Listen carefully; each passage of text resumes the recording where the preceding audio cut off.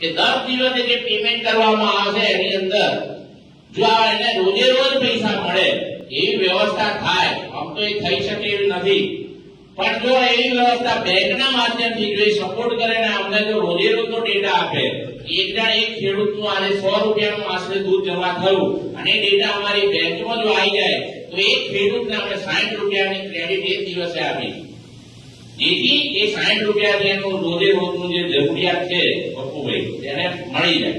ખરેખર આની અંદર વાત એવી છે, તમને એવું દેખાતું છે કે આ 60 રૂપિયામાં શું, પણ આપણે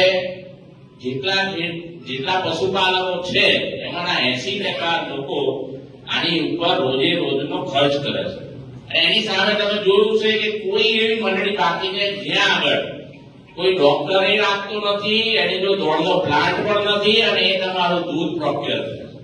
એટલે કે પ્રાઇવેટ વાળા ઓછા ભાવ આપે છે અને દૂધ લઈ જાય છે. ખરેખર એની પાછળનો જે દોડનો ખર્ચ, એની પાછળનો ડોક્ટરનો ખર્ચ એ આપણા બધાના રૂપિયાથી ખર્ચ કર્યા બાદ પણ પેલાના રૂપિયા રોકડા નથી મળતા, એટલે એને બીજે જઈને રોકડેથી વેચવું પડે.